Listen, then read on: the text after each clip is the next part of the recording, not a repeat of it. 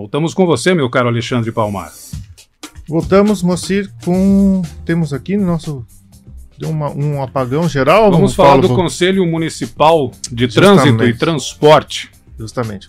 Conselho Municipal de Trânsito e Transporte, que foi um objeto de um tema, de uma entrevista nossa aqui recentemente no Marco Zero, com o diretor-presidente, o superintendente do Fostrans, que é o Instituto de Transporte e Trânsito de Foz.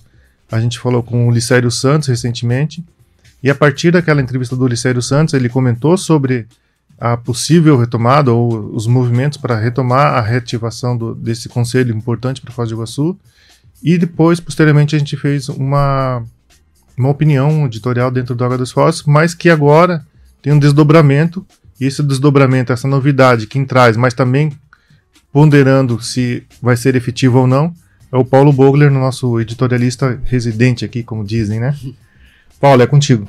Legal, obrigado, Alexandre. Então, os passageiros de ônibus de Foz do Iguaçu continuam enfrentando, vivenciando o caos no serviço, né? E não há previsão de melhora. É esse o papo que a gente traz aqui, esse diálogo que apresentamos no Marco Zero. Nessa semana, em que as empresas retiraram os ônibus equipados com ar-condicionado de Foz do Iguaçu, também fez-se a data da greve dos trabalhadores, motoristas e cobradores de ônibus. Chegaram aí esse patamar de manter a greve mais longa da história da categoria dos rodoviários.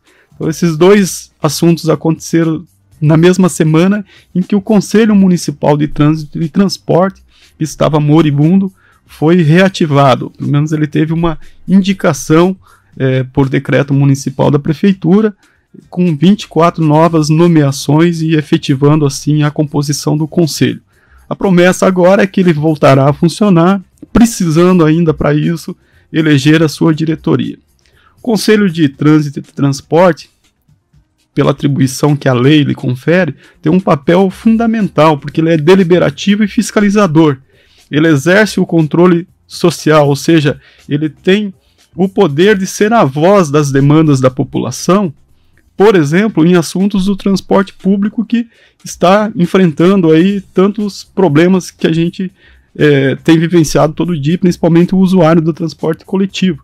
É um serviço muito precário em Foz do Iguaçu. Não só precário, a redução dos ônibus, determinada pelo consórcio Sorriso, alegando queda de receita, é um serviço público que chega a ser desumano, considerando a pandemia que enfrentamos, porque o potencial de transmissão do coronavírus, com lotações abarrotadas de pessoas, é enorme. E todo dia trabalhadores, pessoas que têm que realizar serviços em diferentes regiões da cidade, enfrentam essa dura realidade, né? Mas o Conselho de Trânsito e Transporte poderia ser o espaço em que a população teria para apresentar aí as suas reclamações, sugerir melhorias e principalmente fazer cobranças e fiscalização. Poderia por quê? Das 24 cadeiras do Conselho de Trânsito e Transporte, apenas 3 são ocupadas pela população. As outras 13 são de representantes da administração pública e outras 8 vagas de operadores de serviços do setor de transporte. Então a composição do conselho é majoritariamente governamental e ela foi definida numa lei em 2009 que criou o conselho e depois, agora recentemente, ela passou por uma alteração, tornando ela ainda mais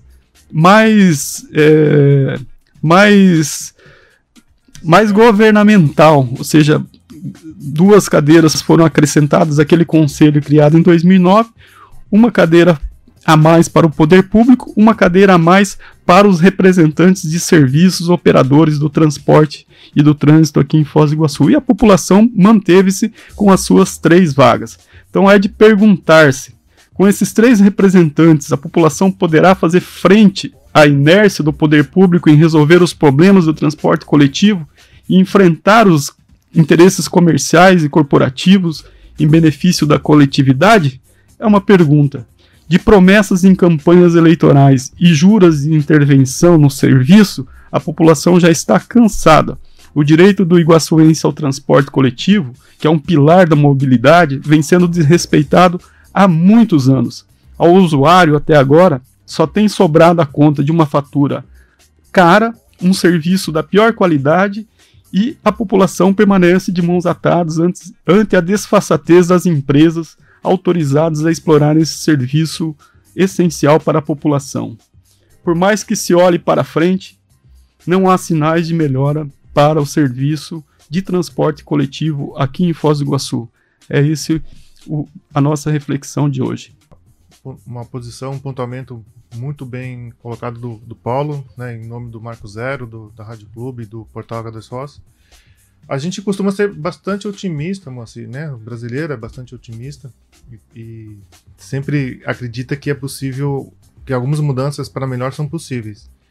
Mas, dado o que foi exposto pelo Paulo, inclusive com as recentes mudanças do Conselho para pior, mesmo com a reativação agora do Conselho, a gente tem uma posição bem cética se isso vai resultar numa política pública ou em medidas que possam melhorar, sobretudo, o transporte coletivo. Vai depender muito, acho que também da eleição da mesa diretora, né, Paulo? O Conselho, o Fostrans, ele deve chamar essa plenária com todos os membros, com esses membros que o Paulo indicou, e esses membros, né, os membros essencialmente governamentais e do setor privado de transporte, é que vão definir quem vai ser o presidente, o vice e o secretário. Vamos esperar que saia pelo menos na mesa diretora, haja um equilíbrio, né?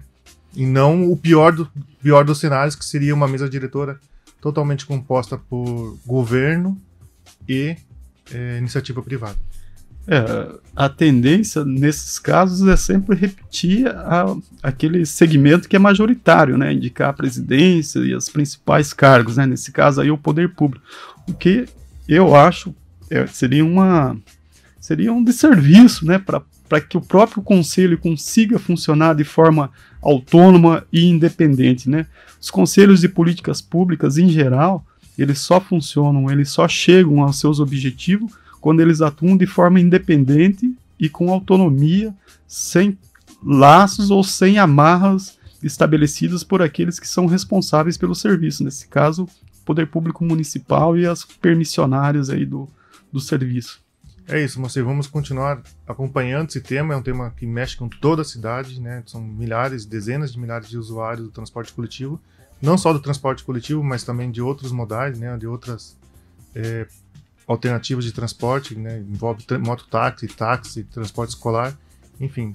Mas hoje o nosso foco tem sido o transporte coletivo e a gente vai continuar acompanhando esse tema aqui, Moacir, no Marco Zero, inclusive chamando o Licério futuramente, ou o futuro presidente da mesa diretora do Conselho. Marco Zero, onde tudo começa.